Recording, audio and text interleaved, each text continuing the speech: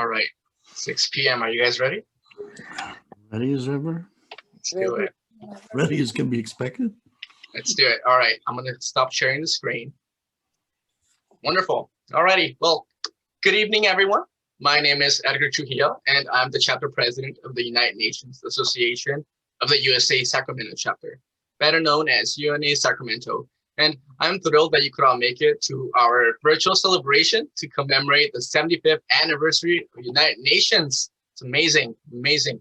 We have collaborated with UNA Davis for this momentous occasion, and we are beyond excited to present a fantastic program for you all this evening. Just as an FYI, we are recording this webinar and we will be posting it on our website, unasacramento.org, later this weekend. Okay.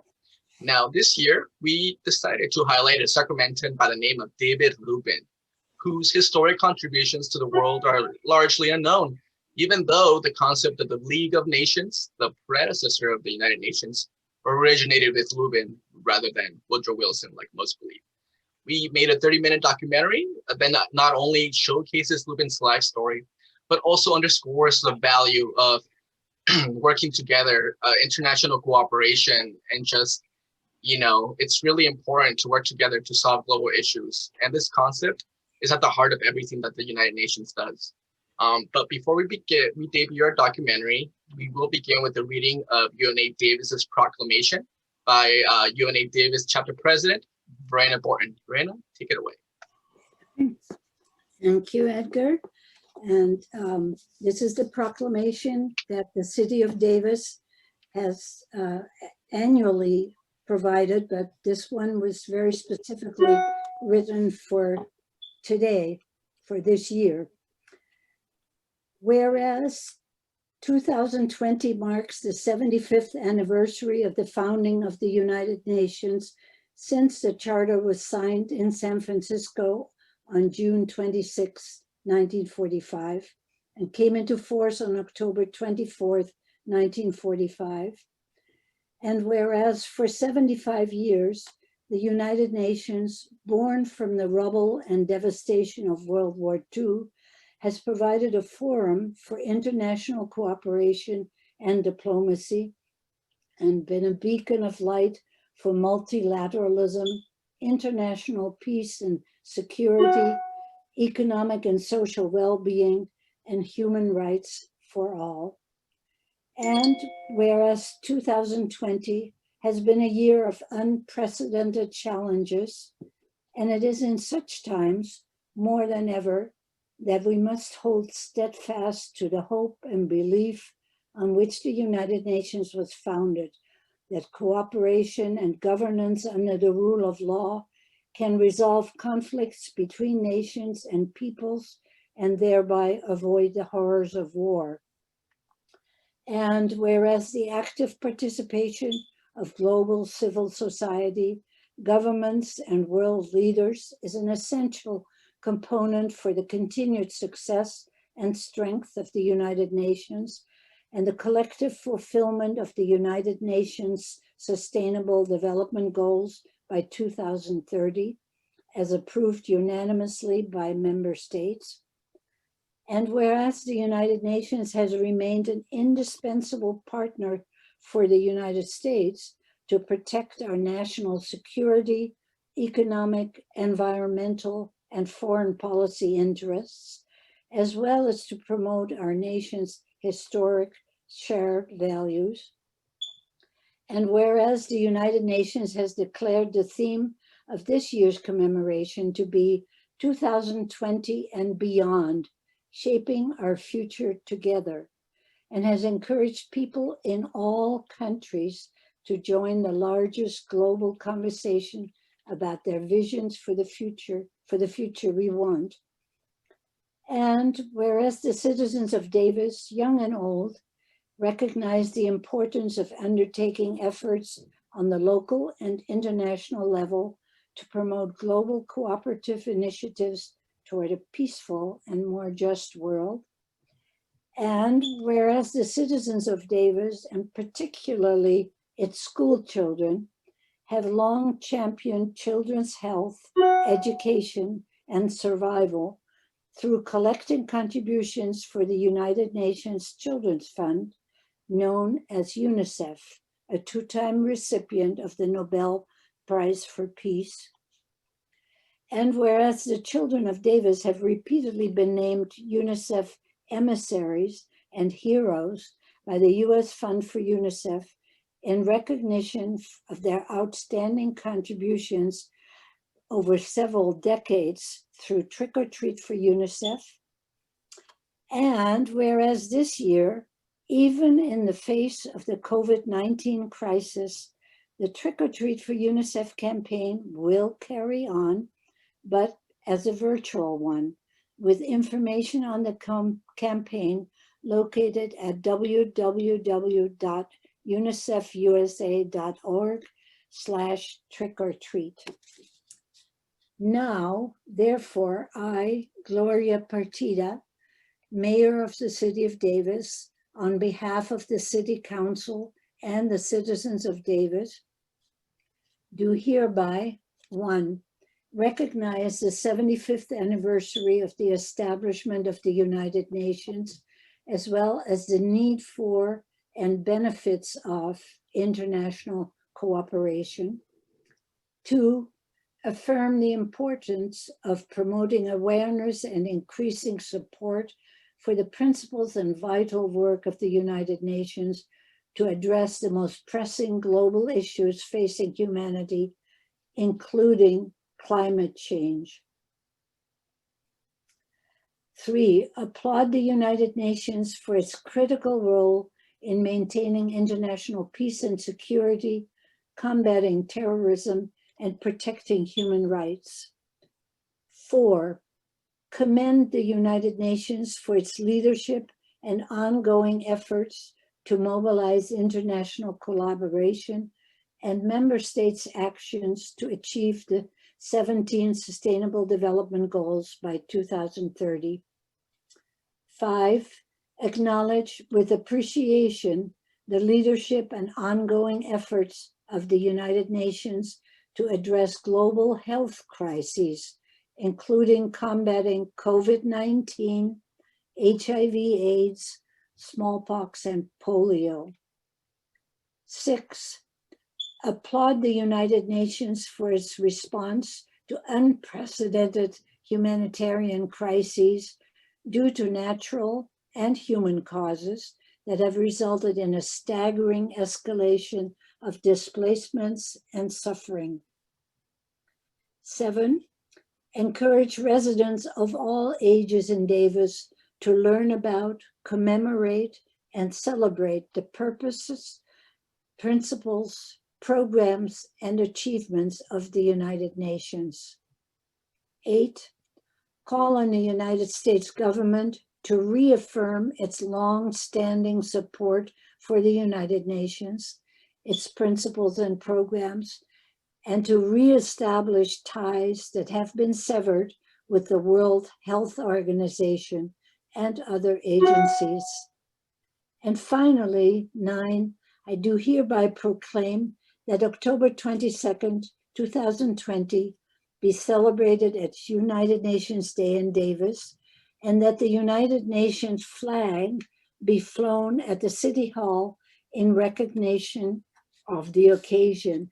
And it has been flying this entire day, and there is a picture later on of the flag flying at City Hall. And furthermore, that the week of October 25th through 31st be declared Support UNICEF Week in the City of Davis, signed on October 6th, 2020, by Gloria Partida, Mayor of Davis. Thank you. Wonderful. Thank you for that, Moreno.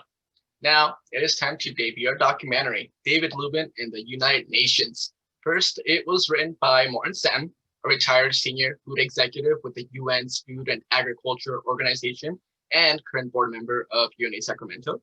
Morton also wrote a book, A Vignette of David Lubin and His Pursuit of Global Equity. And if currently Morton is working with finding a publisher to get this published. And if you have any more questions, definitely stay after the video because there will be a Q&A session, okay? Let's see. We also want to give Black Zebra Productions a huge shout out for helping us realize our vision by supporting us with this documentary. Black Zebra Productions is a video production company that offers a variety of services from video production, post-production, music videos, marketing, wedding video productions, and much more. You can find them at travelwithblackzebra.com. Alrighty, with all of that said, we hope you all enjoy our documentary and please stay tuned for the Q&A afterwards. Thank you. Okay.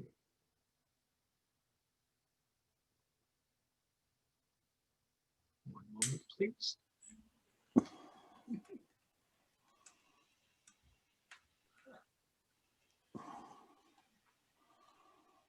Alrighty.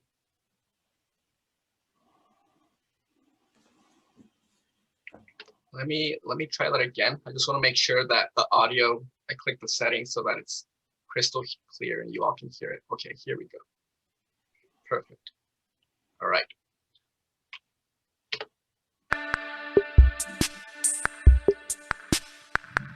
And if anyone has any issues, audio issues, please make a note of it in the comments and we'll address it. Thank you. Beyond Borders.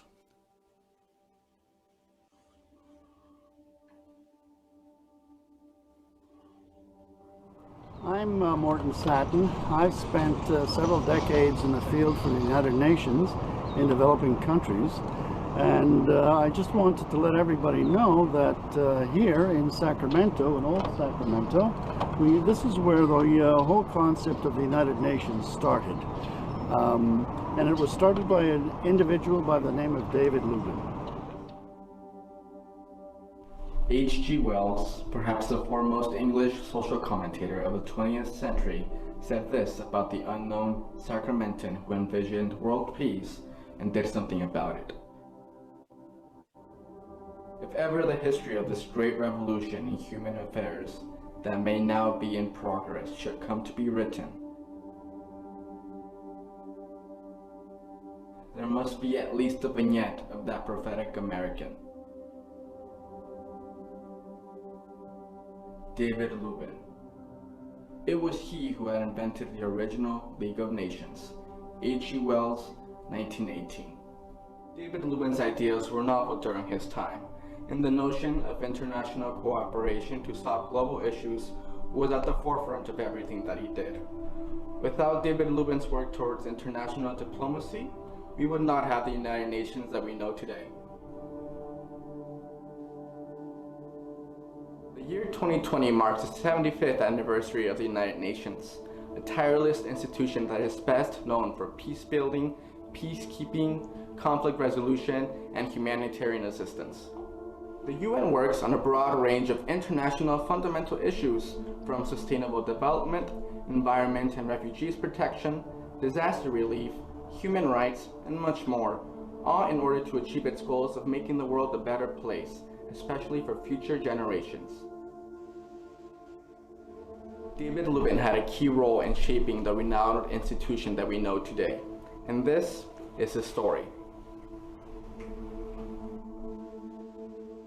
We have to go back to the year 1849, into the Pale of Settlement, a specific area in Russia where the government forced its Jewish population to live. The goal of this discriminatory policy was to repress this population and isolate it from the rest of the country. The Pale contained much of what is Poland today, and David Lubin was born into this poverty in the town of Kladova, west of Warsaw. Because of the anti-Semitism prevalent in the Pale of Settlement, and the very real physical threat of harm and death resulting from pogroms, the frequent violent attacks aimed at Jews, the Lubin family decided to escape and emigrate to the United States via England when David was 3 years old. 18 years later, at the age of 21, David moved out west to California. He created the largest, most successful department store and mail-order business west of Chicago, right in Sacramento. He implemented these tremendous worker compensation programs The workers had profit sharing. The women were all escorted home at night, all free of charge, of course. And he had a program where he taught all employees in the evening. They were able to take night classes free of charge. And those that did well, of course, advanced in his company. He always felt that he should share whatever his fortune was with those that were less fortunate. This is the story of what he did and how it ended up being the basis for the United Nations. He brought in his brother to help him run the store. Eventually, Lubin decided to branch out into farming. But when he saw how poorly farmers were treated by traders and speculators, he decided to devote his life and his fortune to assisting farmers in California and around the world. And in fact, became one of the most successful fruit producers in Northern California. But the problem was that they couldn't really sell fruit outside of the state because of the rather onerous conditions that the railroad barons had placed on fruit exports. He felt that this was wrong for everybody. Lubin was not a believer in a zero-sum solution. He wanted everybody to gain from any success. So he went out east and he convinced in one afternoon these railroad barons to totally change their attitude towards the farmers and start shipping fruit out east at a very reasonable price.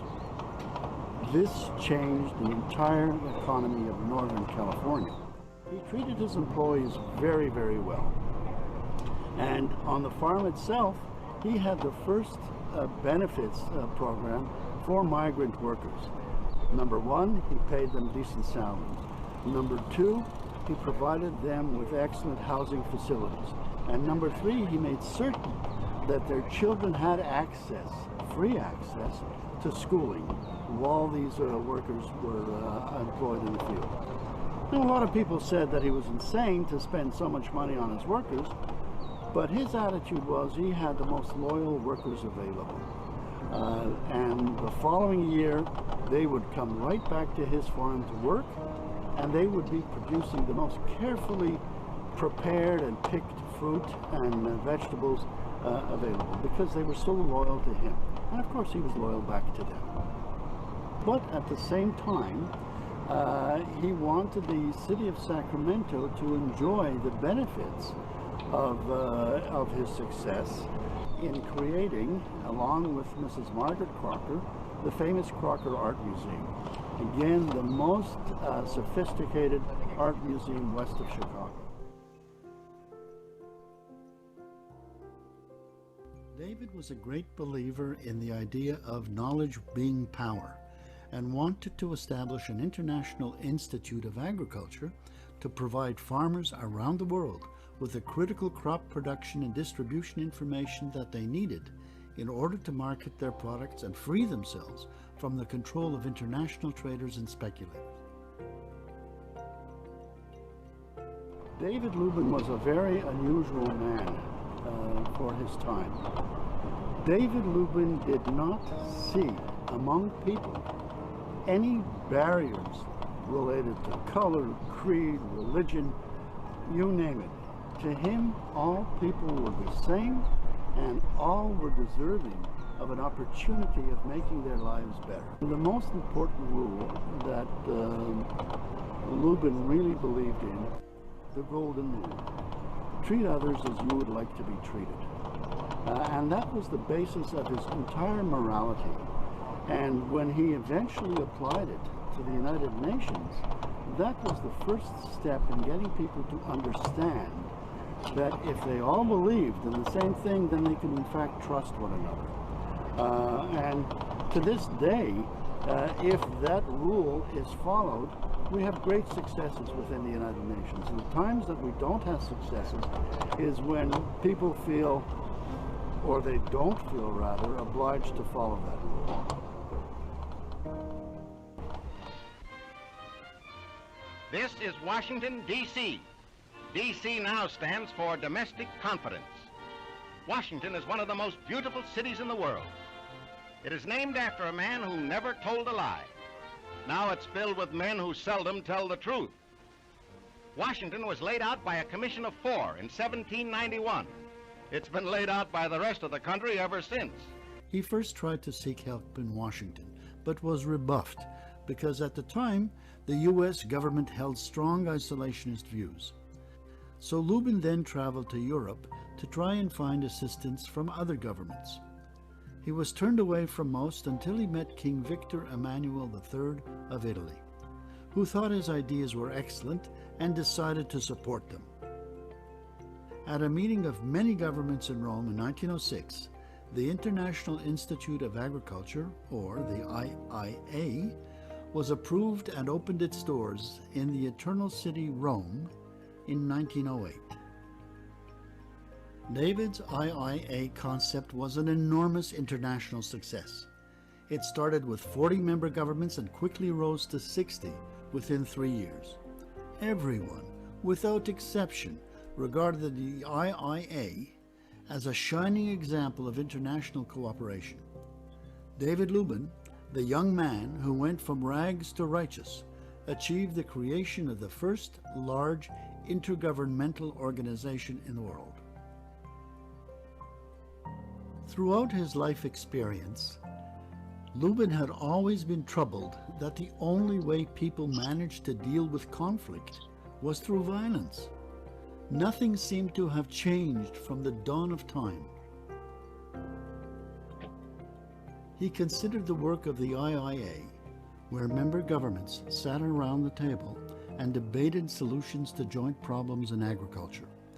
He felt that if governments could get together to discuss agriculture, they certainly should be able to discuss conflicts and peace in the same way. He put his thoughts together and created the concept of a confederation of democracies under a constitution that could do the same for world peace that the IIA had done for world agriculture. All problems of agriculture were discussed by a great number of nations, sitting around the table and coming up with solutions. Lubin felt that if they could discuss agriculture in such a positive way, why couldn't they discuss the far more important issue of world peace, in which he described an organization similar to the International Institute of Agriculture, but devoted to the idea of peace rather than simply discussing agriculture. He wrote up that paper in 1910, and it was the very, very first description of the League of Nations. In 1910, he sent his concept to William Stead, who was the most famous British journalist of the time. Stead was very impressed and corresponded with David over the issue for the next 2 years. Stead decided to write several articles on the matter upon his return from a trip to the United States. On April the 10th, 1912, Stead boarded the Titanic for his voyage. Needless to say, the articles and Stead's strong support never materialized. After Stead's death, David self-published his concept for an international confederation of democracies under a constitution, the very first representation of the League of Nations. Unfortunately, David's confederation concept was generally ignored. Now, no one really took great notice of Lubin's idea in 1910 because the world was not at war, and they did not feel that they had to come up with a solution to discussing peace. For much of the 19th century, the major European powers had tried to maintain a balance of power among themselves, resulting in a series of secret military and political alliances. At the same time, suspicions among the major powers led to a significant arms race. The combination of secret alliances, the proliferation of deadly weapons, nationalist ambitions, and historical distrust made Europe a cauldron of tension, ready to boil over into conflict. In 1914, that's exactly what happened. More than 70 million military personnel and countless civilians were mobilized, making it the greatest and deadliest war in the history up till that time. The estimated casualties of World War I, or the Great War, were 22 million deaths and more than 23 million wounded, once again showing the terrible consequences of violence as a means of settling disputes.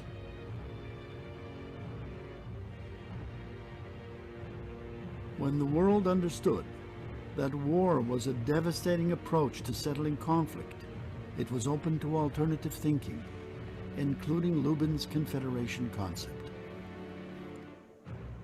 In 1910, Woodrow Wilson was the president of famous East Coast University, and nowhere involved at that time, directly involved anyway, in politics. At the end of World War I, Woodrow Wilson appropriated Lubin's Confederation idea, And he refashioned it simply by adding a few specific points. Lubin did not want to add any specific points, he just wanted the general principle to be understood. But Wilson added a few specific points. He added a 14-point plan which specified certain actions, such as absolute freedom of the seas, removal of economic and trade barriers, an end to arms races, etc., and renamed the concept the League of Nations. While Wilson received a Nobel Prize for the League of Nations, he gave no credit at all to Lubin, who had originated the idea. And the only one that ever gave credit publicly to David Lubin was the most famous social philosopher of the English language, H.G. Wells. Wells went on to say that it was Lubin who had created the original League of Nations, not Woodrow Wilson. Just after Christmas, in 1918, Lubin was struck down with the Spanish flu in Rome. He died 4 days later on January the 1st, 1919. On the very same day, Woodrow Wilson and his full entourage of Americans were in Rome to promote the League of Nations. Lubin was buried in Rome's Verano Cemetery 2 days later, and thousands of people from all walks of life and diplomats from many world countries attended the funeral. But not a single American could be seen. With the failure of the League of Nations, we ended up going into World War II, which was an even far greater disaster than the Great War. So you have to have a little bit of faith in other people, and you have to have a little bit of generosity that you give to other people, so that in fact we can cooperate for the sake of justice and for the sake of our very existence. Why didn't the United States join? Because they did not want to give away any of their autonomy to other countries. They just did not trust other countries. It was a failure because of lack of trust. And one thing we know is that the only way we can get things done is if we trust one another.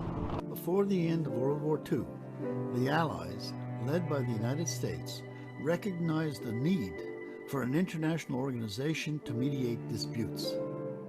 Meanwhile, in San Francisco, delegates of 50 nations had met to form the United Nations organization. President Truman came from Washington for the signing of the historic charter. Foreign Minister Molotov of the Soviet Union lent his presence to the solemn and hopeful expression of man's resolution to live in peace. The nations were united.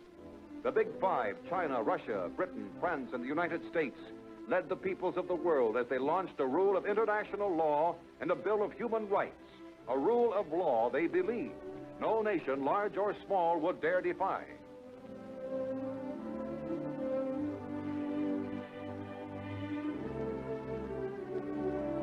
The United Nations was set up, a tribunal empowered to mediate international disputes.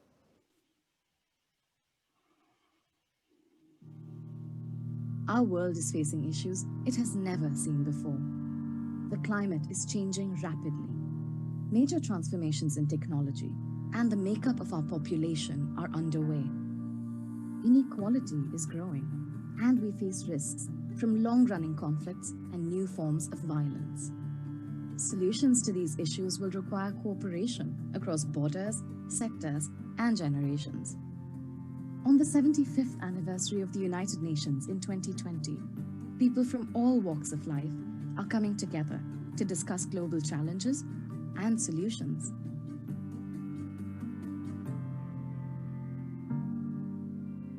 What are the big issues facing our world? That's a big question. Poverty that comes from inequity.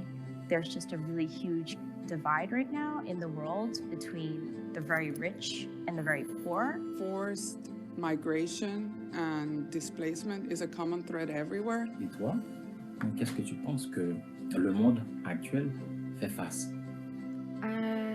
Peut-être. Well, I want the young people to understand that problems such as the COVID-19 pandemic, problems such as global warming, are soluble. They can be solved. And there are some very, very good concrete examples of this. First of all, we have to understand that there have been many diseases that we have wiped out through international cooperation. With the World Health Organization of the United Nations, there have been several pandemics around the world that have been eliminated. What are some of the examples of the United Nations successes through global partnership and cooperation? Well, take smallpox for example, a deadly and devastating disease caused by two viruses, which was the focus of a World Health Organization global eradication effort. As a result, the disease was completely eliminated from the globe by 1980. Other examples include HIV or AIDS, the Ebola virus and the Marburg virus. Although not totally eradicated, they are largely under control through global efforts by the World Health Organization. Without the WHO, the world will never be rid of COVID-19. It is also important to remember that diseases do not exist or occur in a vacuum. The UN agencies, Food and Agriculture Organization, the International Fund for Agricultural Development, and the United Nations Development Program supported the consultative group on international agricultural research, who introduced new yielding varieties of wheat, maize, and rice that were able to grow in tropical countries. Along with newer methods of cultivation, this great leap in agricultural production prevented the starvation and death of millions of poor people in developing countries. I think women still remain the most marginalized group of people within my community. Women still have to bend their backs to get things done and to get what they truly deserve. I already faced racism in my daily life, where I was bullied because of my skin. What can you really do? And does it really matter? Я слышала, что некоторые люди уезжают из-за войны, потому что им начинается война в их стране, некуда деваться, и они переезжают. Refugees are not statistics, they are people. They did not become refugees by choice. Who knows what tomorrow holds? As much as we pray against violence, there could be a natural disaster tomorrow, and I also become a refugee. The UN was responsible for developing the peaceful path for the development of independence for dozens of former colonies. Although some countries continue to struggle, they are under the watchful eye of the United Nations, which continually encourages the development of more democratic and less corrupt governments. The changing climate remains one of the most daunting challenges that the world faces.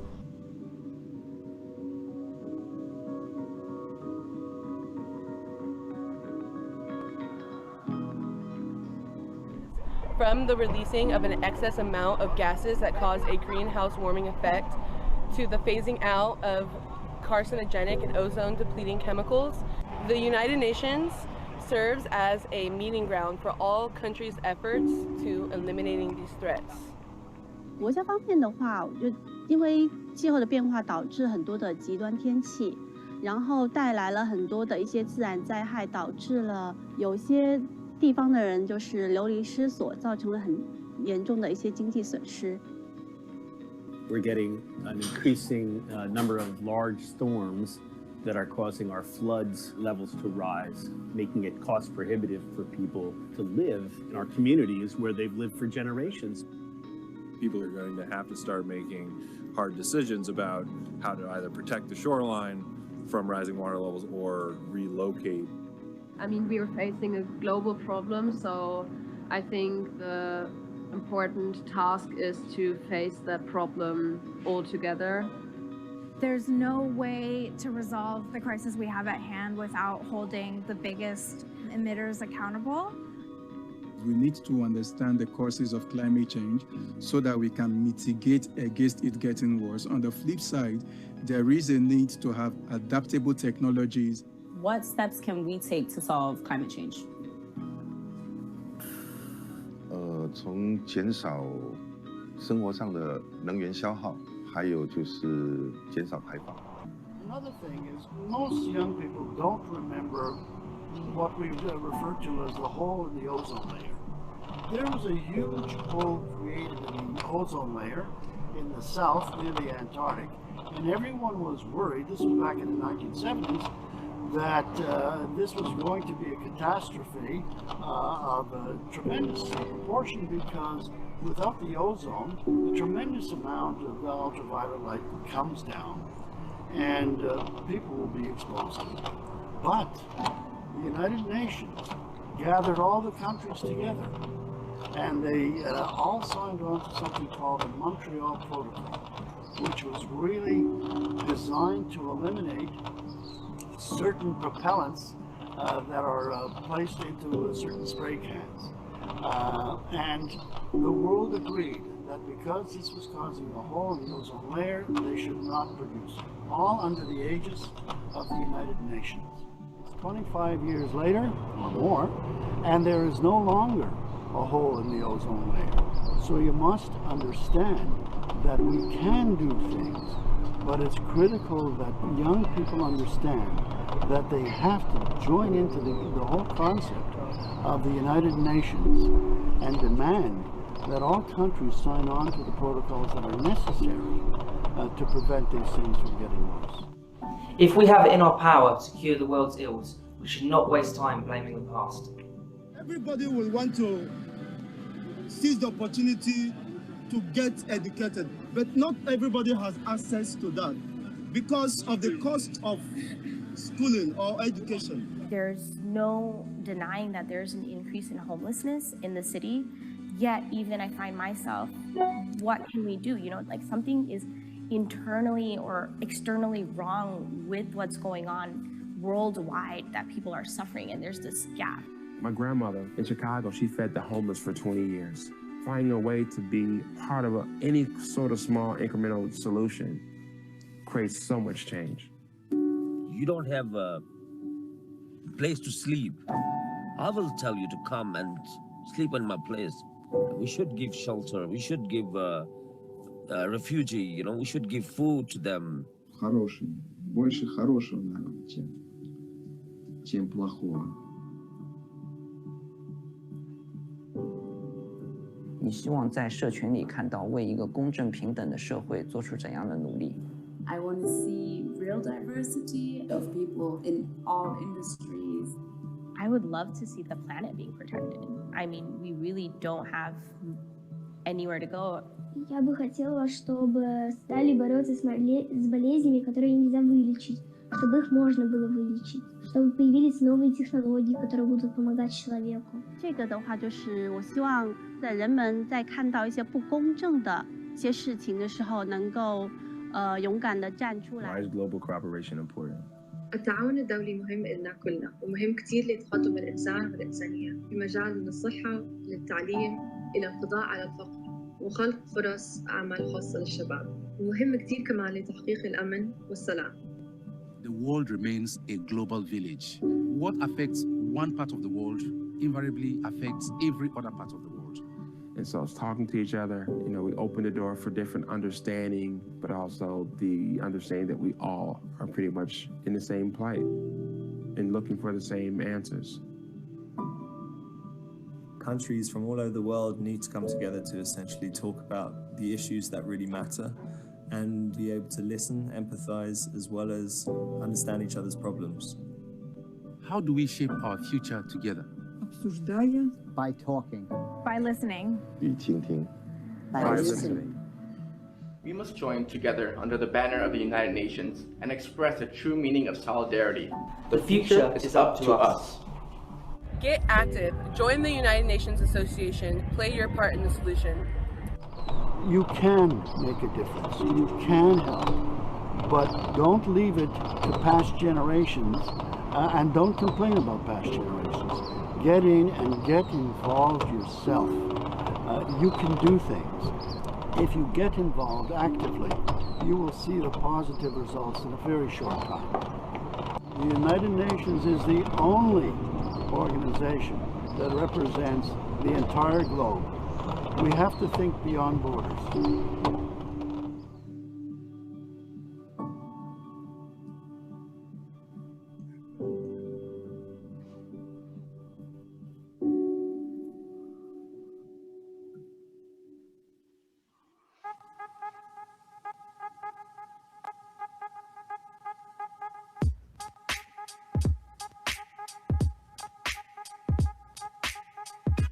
David Lubin's ideas were novel during his time.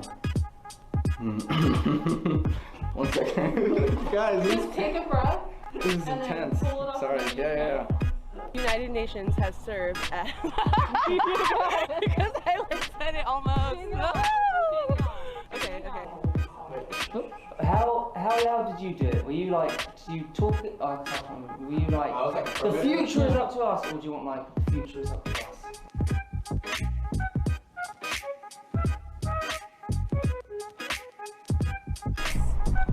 Smile. You got it. You got it. Try it one more time. Tireless institution that is best known for. Is my hands alright? I felt like I had No. T-Rex in there. Just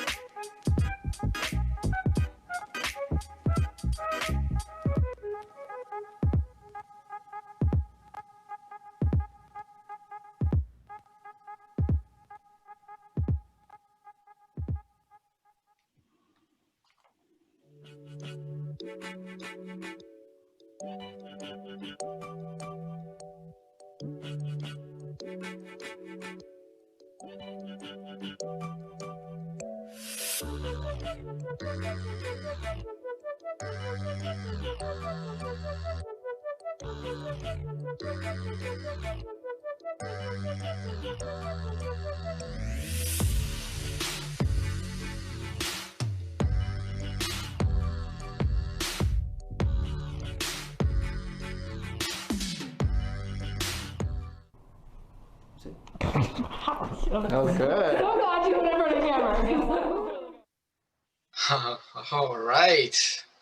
Alrighty. Well, I hope you all enjoyed that just as much as we did. And at this time, I will turn it over to Sadie Luke, our Vice President of Advocacy with UNA Sacramento, who will be moderating our Q&A with Morton. Take it away, Sadie. Hello, thank you, Edgar. So if anyone has any questions, please just either like raise your hand or put them in the Q&A section. It looks like we already have one question. It says, what can we do to help our community? Where can I learn more about UNA in Sacramento and Davis? Can you tell me more about joining the UNA? I think this is a perfect question for you, Edgar.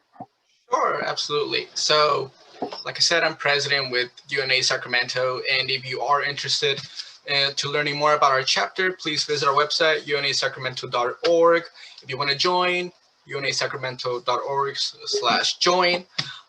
We do a variety of educational advocacy type events in Sacramento. We, with the pandemic going on, we really put our heads together and, thought, what could we do to, address this, global issue on a local scale? And we decided to form our COVID-19 UNA Sacramento COVID-19 impact team, in which we partnered with another organization in Sacramento, NorCal Resist.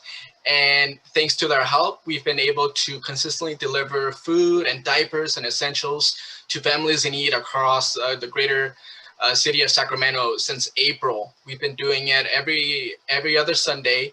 And like I said, it's been hundreds of deliveries at this point, and we're not stopping anytime soon. And we're not stopping. We have so many things going on. So please go to unasacramento.org to learn more about UNA Sac. But as to UNA Davis, Verena, I'll give it over to you. Well, this year's a little different, but traditionally for many, many years, we've had 3 signature events for sure. One was United Nations Day, and we've enjoyed this year to collaborate with the Sacramento Chapter. Usually we've done it by ourselves in Davis, but in person, of course. And our second signature event, and I should mention, during the same month as United Nations Day, we always have the UNICEF campaign, and I'll say something more about that later. Then in December, we usually celebrate Human Rights Day. And for the last 17 years, we've had a program where we read the Universal Declaration of Human Rights in 30 different languages and English. And it's going to be it will have to be a little different this year. It has been a very intimate affair where we sit in a close circle, 2 circles, and this year will have to be different, and we're still in the planning stages. And in the spring, we always have a International Women's Day program that usually comes in March. And in between, there are occasionally other programs, but those are the 3 anchors for our chapter. Thank you. Okay, thank you so much, Edgar and Verena. It looks like there's a couple questions for Morton. So the first one actually was asked in the beginning, but maybe not everyone got a chance to hear the answer, and that was, how many languages did David Lubin speak? Say again, Sadie? Can you just repeat that? One of the questions that was asked earlier that I'm not sure everyone had a chance to hear the answer was, what languages did David Lubin speak?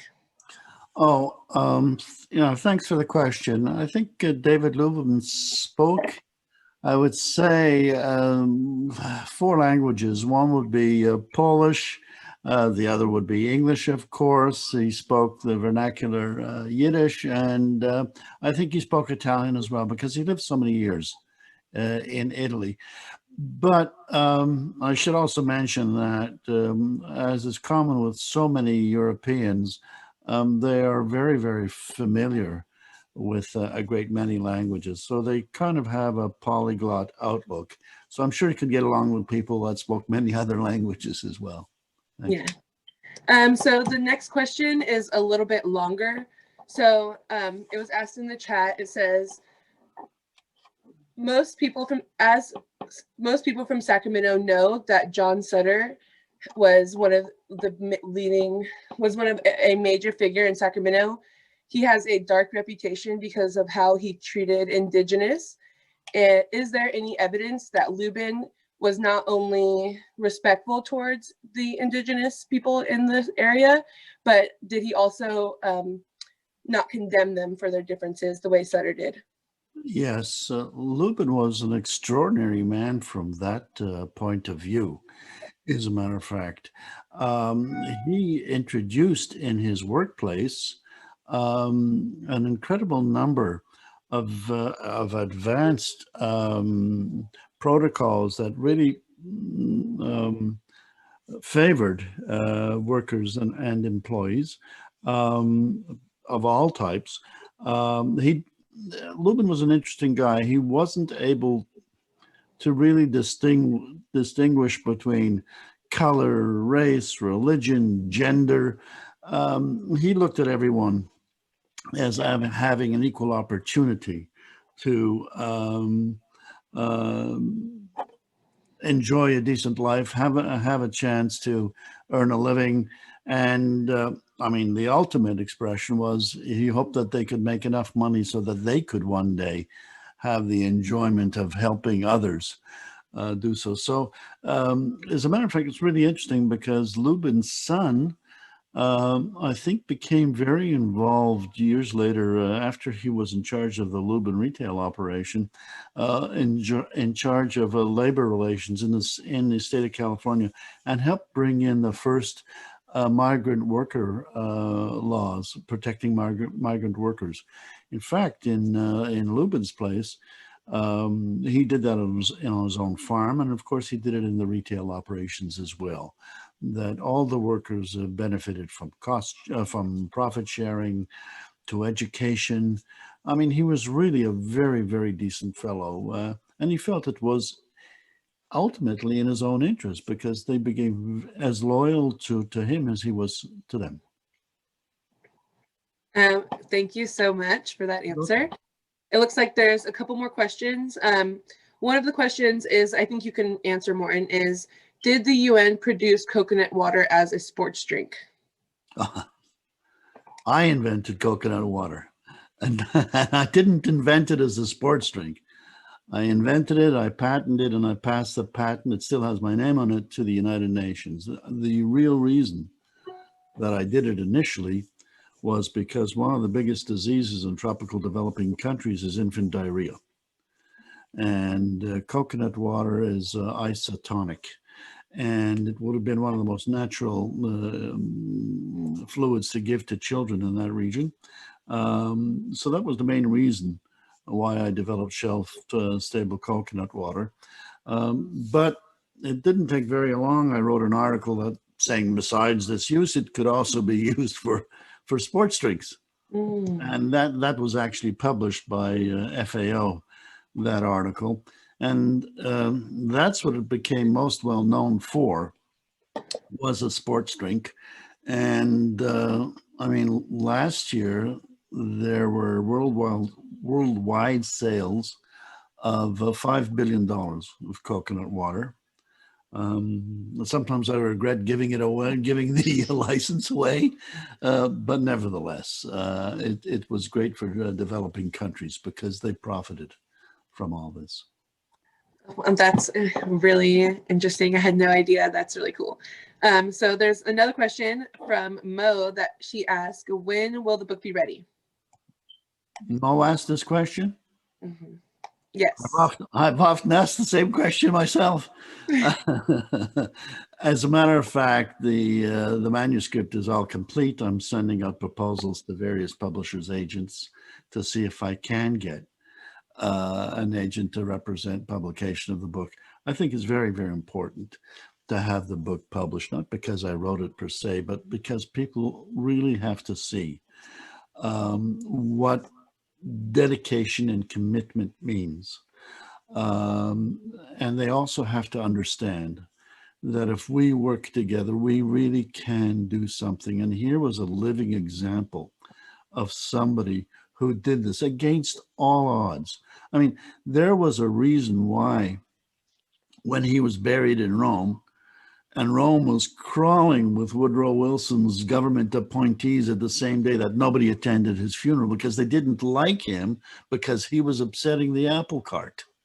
Here was a man who was trying to get the world to work together, and most of the world in those days, particularly the USA, was very isolationists in their point of view. Sometimes that view repeats itself, but I won't go into that at this moment in time. I'll just say that he was very committed to worldwide cooperation, and it's pure logic. If we're facing global existential problems, the only way that we could ever solve it is by working together and understanding that we have to develop this concept of trust. We have to be able to share some of our sovereignty. And it's something that's very, very difficult for countries that are essentially tribal in nature. So, yeah, I think it's very important that people see this book and they see how successful he was in getting people to understand the nature of international trust and cooperation. Thank you so much, Morton. We're all looking forward for the book to be finished. I can't wait for myself. There was a question in the chat that asked, what changes can we make in our day-to-day lives to address the changing climate? Which, before you answer, I would like to add the advice that I like to personally give to people when it comes to their own behavior is to start with the food, and not necessarily just recycling, but also reusing items and getting rid of any single-use that they possibly, single-use plastic, give way with it as much as they can. What advice do you have, Morton? Well, I should hit you with a couple of interesting facts. I don't know if you're aware, but in the USA, we basically waste. This is once food hits the table. It's not before food hits the table. It's once it hits the table, we basically waste between 30 and 40 to 45% of our food. I mean, this study was carried out, I think, by the University of Arizona, was it? Several years ago. They were a group called the Garbage Detectives, and they would go around finding out how much food was wasted once it was put on the plate. We waste a lot of food that way. We waste a lot of food when we buy it. We waste a lot of food somewhere between the harvest and the post-harvest period. So we have to be very, very careful. We have to understand that the food really is life. We have to be very, very cognizant of packaging material as well. That we have to be able to track packaging material from the beginning to the end. The Europeans are far better at that than we are. And there has to be a tax associated with the use of these plastics. We have to understand that, we can't dump this stuff. This stuff has to be recirculated. This has to be recovered. And I'm not talking about, that we won't have the resources in future. That's not the reason why. It's because it is basically choking our earth, our environment.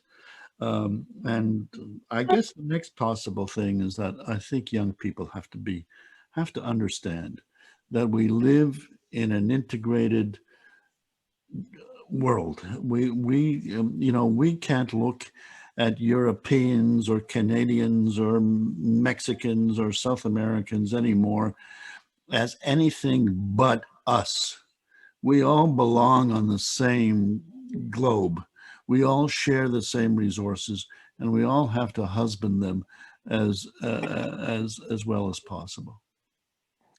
Yes, thank you. That's that's great advice. Thank you very much. The next question, there's another question that asks for advice on ways to encourage the world for the extension of the UN's global ceasefire that was passed in July. And before you give some advice, I would like to add something with this one as well.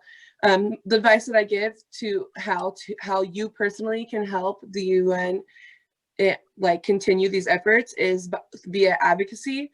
By joining UNA Sacramento or other advocacy organizations, you can speak directly and advocate directly to elected officials, and as constituents, that goes a long way. And as long as as long as voters are pro-UN, then so will the decision makers in the US. What do you think, Morton?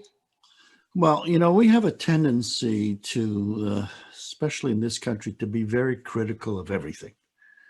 Somebody does something wrong, the thing that we do is we never focus on the person's role. We focus on that mistake, and we'll spend days and hours and weeks arguing over somebody's mistake, and we never correct it. I mean, this is not a very good way of moving forward. On the UN, there have been examples of abuses, obviously, in the past, but that's not what we're supposed to focus on. We're supposed to focus on where it works. Where it doesn't work, what we have to do is make sure we don't throw the baby out with the bathwater. We have to make sure that whatever abuses we might find are corrected. There's nothing, absolutely nothing wrong with the concept of the UN. In fact, it's the only concept that as a global community we can and should agree upon. So we have to be able to promote the idea of the UN. If one sees that there are some problems associated with it, fine. Mention those problems specifically, but don't ever say that there's a problem with the concept of the UN. That's number one. The other thing is that we have this terrible belief that we will never be better than what we consider human nature. You know, human nature really, I guess in its most basic form, puts us as one of the animals of the jungle, I suppose. You know, we can't help ourselves. We're all greedy. We all want to take something away from somebody else. That's really not the case. There is such a thing as free will. And if we really do believe that we're going to face some of the problems, the existential problems of the future, we have to be able to exercise that free will and say, hang on a second, this has to change. We have to understand that our pen pal, that's 3,000 miles away from us, is not a pen pal. That person is our brother or sister. It's as simple as that, because we share the same planet. And I mean, unless we can come to that accord, better sooner than later, then we will never deal appropriately with the global problems we face. Thank you. Thank you. I accidentally skipped a question that was in the chat that I think Edgar would be best to answer. So give Morton a little break. And the question is, what challenges has UNA faced from COVID-19? Yeah, absolutely. So it was back in March when stuff really hit the fan, and it seemed that we really needed to adjust our normal operations, which we would meet every month for our board meetings, and we would have in-person events. That was our bread and butter, to educate the public about the UN and all of the wonderful stuff it's doing. But we got our heads together, and so we just decided to go virtual. We got a Zoom account, and we started meeting virtually every month. We put together our UNA Sac COVID-19 impact team, and the bread and butter of that program is our food deliveries, and diapers, and essentials. Thanks to NorCal Resist, because ultimately they're the ones who have a greater hold in the Sacramento community, and they know the households, the zip codes that really need help. And so we work with them on getting 10 to 20 to 30 deliveries every other Sunday. And at this point, we've done over hundreds. We have a page on our website, so you can take a look at all the pictures that we've been, taking during these last months. And we're not stopping anytime soon. And honestly, I feel like it's been a bit easier, honestly, to get our name out there, because it seems that everyone has switched to virtual, type events, and we're getting much more engagement on our social medias. We have our brand new website up and running, and it's getting tremendous traffic. So it was a challenge in the beginning, but ultimately it's been a benefit. So but I am looking forward to the shutdown and things getting back to normal, because we do need to get back together and have this event would have been a banquet event, for instance. A nice kitty dinner is what we had in mind, but ultimately, this is what we had to do for the safety of everyone. What about you, Verena? I'd like to add that you're speaking to the local situation, but this started right about the time that UNA USA nationally had several programs planned. Originally February, and then it was moved to March, an event where as many as 1,500 members from around the country come together at the United Nations. That had to be canceled. The program for the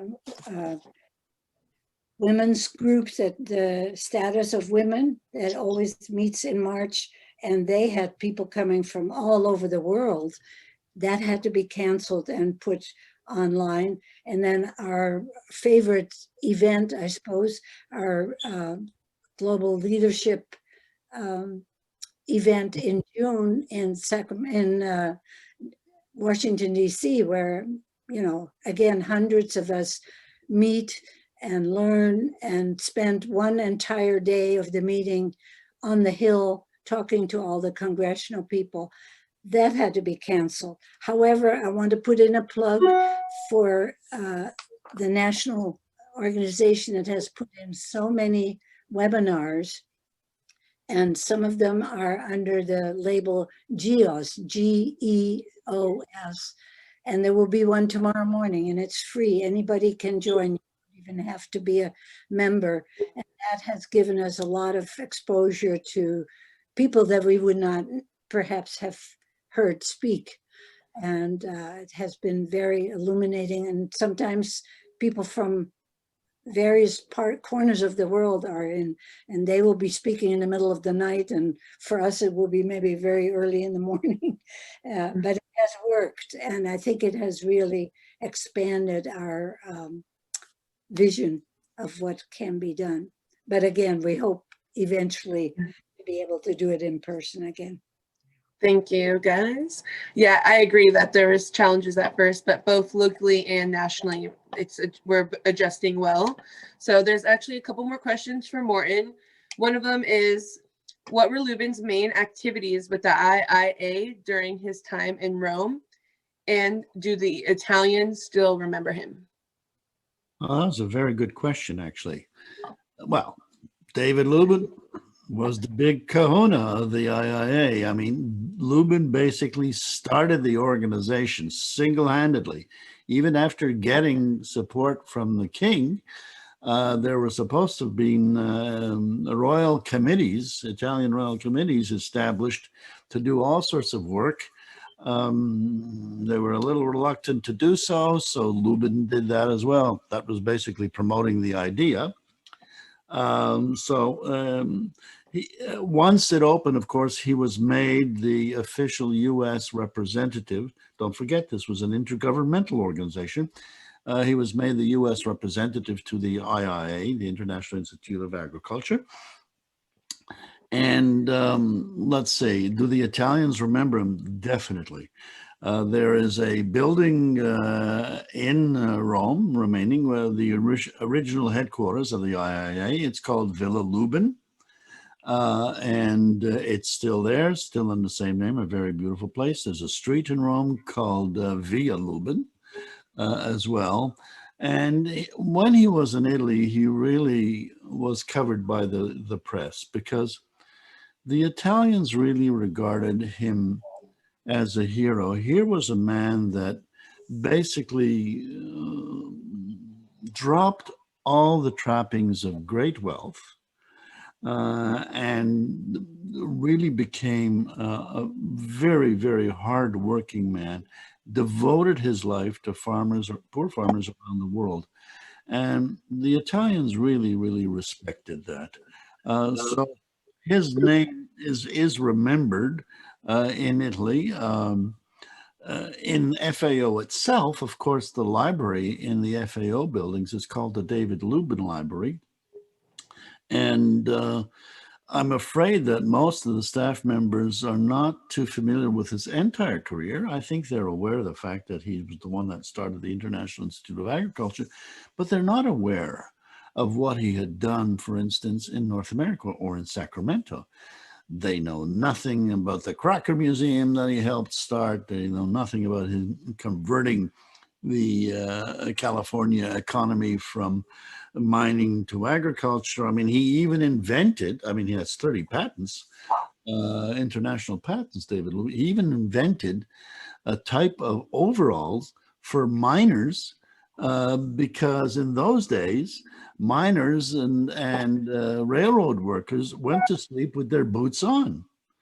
Now, why do you go to sleep with your boots on? A couple of reasons, because you're sleeping pretty rough, number one, and you don't want, number one, any of the rats that are running around to bite your toes. Number one, the boots are the most expensive part of your outfit, and you don't want anybody stealing them, so you went to sleep with them. But have you ever tried putting jeans on over a pair of big, heavy boots?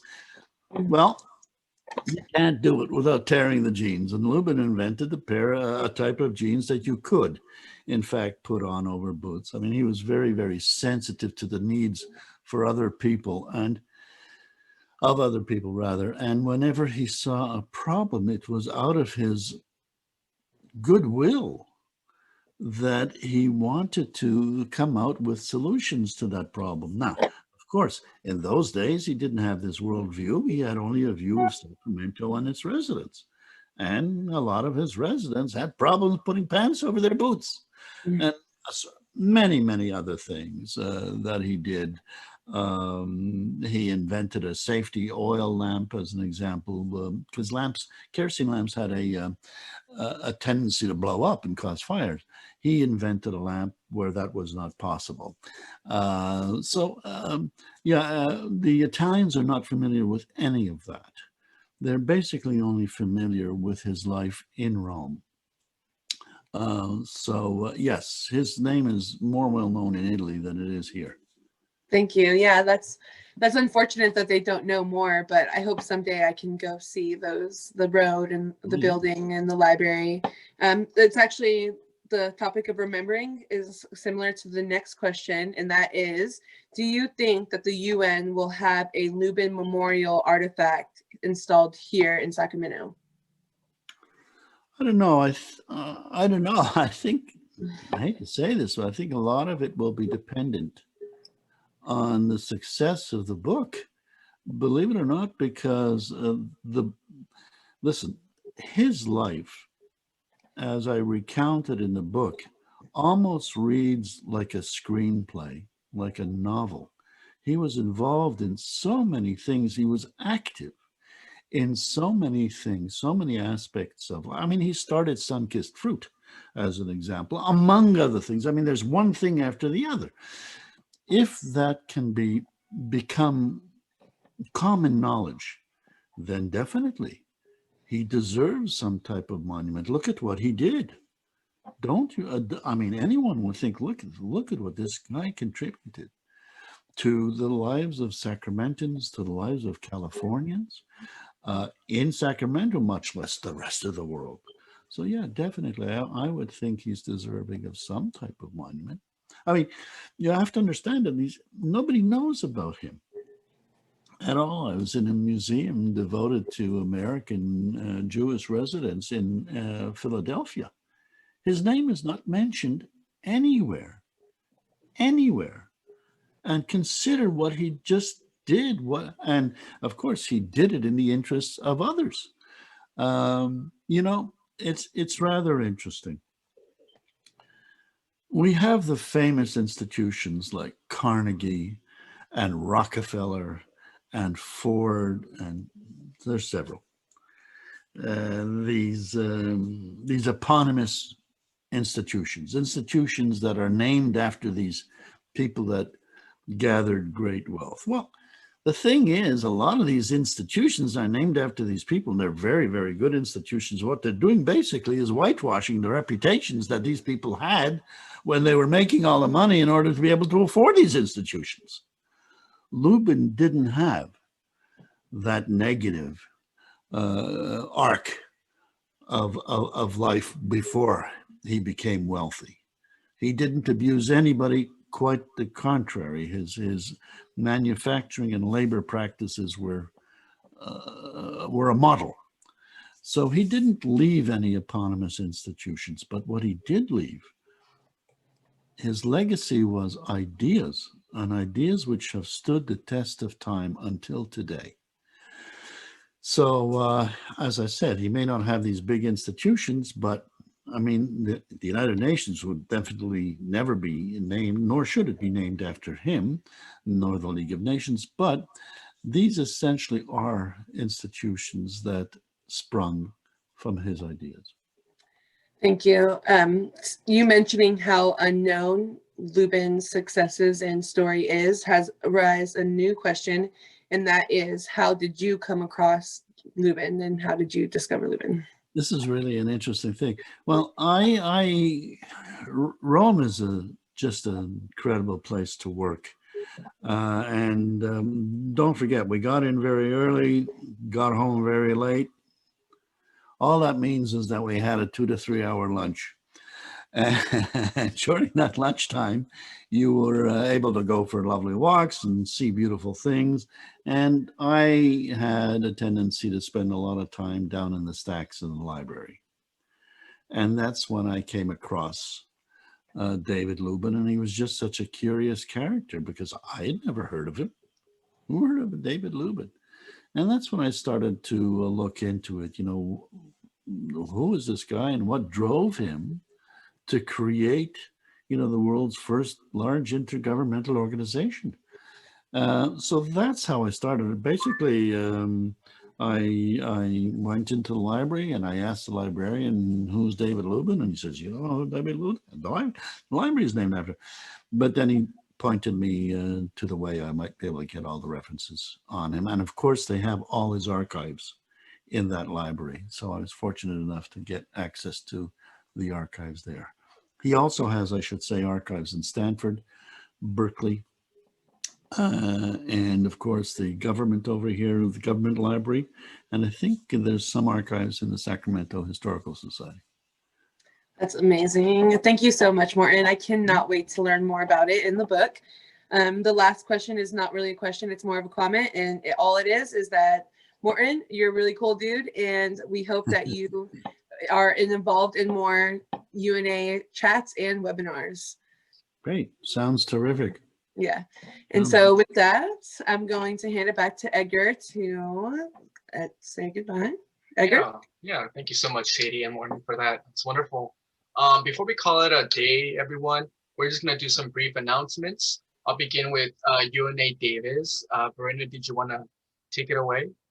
Yes, I wanted to say something more about the UNICEF campaign that I mentioned and that the proclamation mentioned.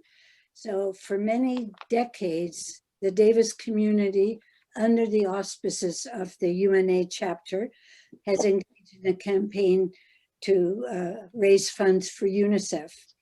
During the month of October, Davis school children have participated, and you probably, I don't know if can you see the box, the little orange box that they would bring around collecting coins or paper money. And they've participated in Trick or Treat for UNICEF for many decades, as I said, and with the help of generous adults, they have collected thousands of dollars every year, well over $10,000 in the last 15 years.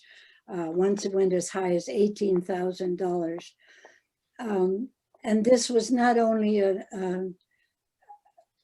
good activity for them to help other children around the world, but they also became aware of the United Nations and usually learned some things about the United Nations in their classrooms while getting ready to trick or treat for UNICEF.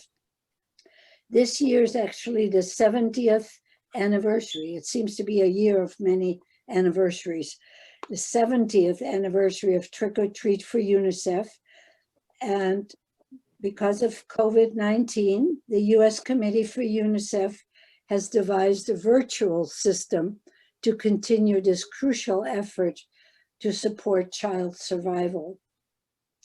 Davis schools are able to participate in the virtual version under the leadership of school site coordinators and overall coordinators by 2 UNA members, Kristen Weeks Norton and Jennifer Holman, who have done this for a number of years and are just great coordinators who get this all together for the whole community. You who are on this call can also take part in this campaign in the more traditional way by writing a check to UNICEF, made out to UNICEF. UNA Davis has for many years maintained a year-round bank account that is exclusively dedicated for UNICEF contributions. And every year, the full amount that's accumulated during the year, not only in October, is sent, what's accumulated by late December is sent to UNICEF at that time, to UNICEF headquarters. And they love it when we send these big checks, and they often find matching donors because we collect so much.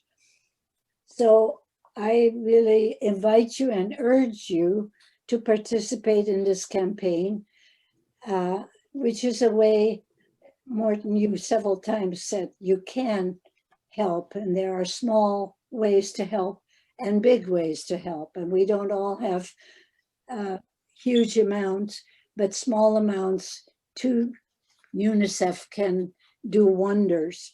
So I urge you to participate by mailing your tax-deductible donation directly to, I'll say this slowly, UNICEF, UNO, you have it there right on the screen. You can see it. UNA USA account, First Northern Bank, 434 2nd Street in Davis, and the zip code is 95616.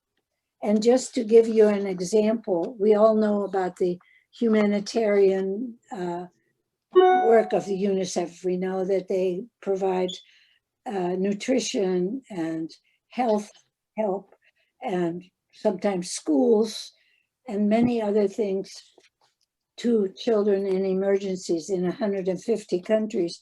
But I just wanted to give you a couple of tangible examples. If you send $20, that can provide 5 UNICEF backpacks for children who are waiting to be able to go back to school. Right now, they're all out of school because of COVID, but that would give them backpacks with the UNICEF symbol on it, ready to go to school when they can.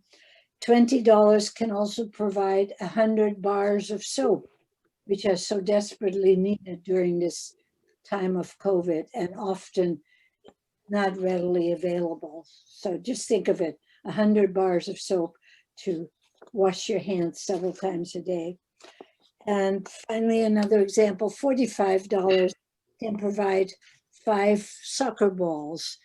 And this would be great for kids who are not able to do the usual activities in school or after school, but they, in their own environment, they can play soccer and have some time with friends and also learn team sports. And soccer is something that we all are very familiar with. So wouldn't it be fun to think of sending 5 soccer balls to some kids somewhere in the world? There are just millions of children needing this help from us, and small amounts do help, and big amounts are most welcome. Thank you so much for that. That's our way. We help the children far away, and you are helping the people right there in Sacramento. There's so many different ways we can be helpful. Wonderful. Thank you so much for that, Marina. I'll try to be brief with my announcements. I have 2. We have our next event, our UNA Sacramento General Meeting, which is going to be virtual, scheduled for Saturday, November 21st at 1 p.m. You can register at unasacramento.org/board member. At this meeting, we are going to be voting in the next board of directors for 2021. We have 2 vacant positions, a treasurer and a membership chair. And if you are interested to see what those positions would entail, as well as what the responsibilities are of a UNA Sac board member, please go to the page unasacramento.org/board member for all of that information. Also, if you are part of this webinar but are not yet a UNA USA member, please go to unasacramento.org/join. If you are 25 years or younger, it is free. Otherwise, there's different tiers of membership based on your financial status. If you don't have much, you can start at the introductory level of $25 per year. So it's really cheap and really affordable. Next, we are gratefully accepting donations. All of the work that we have been doing this year, especially this documentary, would not have been possible without all of our members' contributions. We are eternally thankful for your support. A suggested donation of $75, $1 for every year that the UN has been around, is appreciated, but any amount is great. And no worries if you can't donate. We understand what a difficult situation many people are in during these times. And so you can send a tax deductible donation to the following address here on the screen, or you can donate online at unasacramento.org/donate. I will be sending everyone on this webinar an email this weekend with our schedule of events and activities, so you can join us if you can. And let's see, before I end it, I know, Sadie, there was one last question from the Q&A that you wanted to address. Why don't we go ahead and do that now? Yes, I know everyone is probably really eager to go in and check in on the presidential debate that's happening right now. So Morton will have this question be very quick. And the question is it a coincidence that you are now living in Sacramento Lubin's site? Okay, very good. Sorry, I'm laughing because it's sort of a coincidence. We're originally from Montreal, we're Canadians, and when I left FAO, we moved back to Washington because my kids were all in the United States at the time.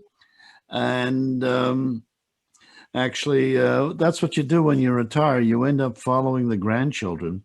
And one of my children moved to this area near Sacramento, and we followed again the grandkids there. So in fact, it is a coincidence. They always say there's no such thing as coincidence, but it is a coincidence. But I'm glad I was here because I was able to get so much more archival material. But I would like to add that on this Zoom tonight, there happens to be an old colleague of mine from FAO who is on the board of directors of the UNA in Monterey. Wow, that's and I'll be following up with him.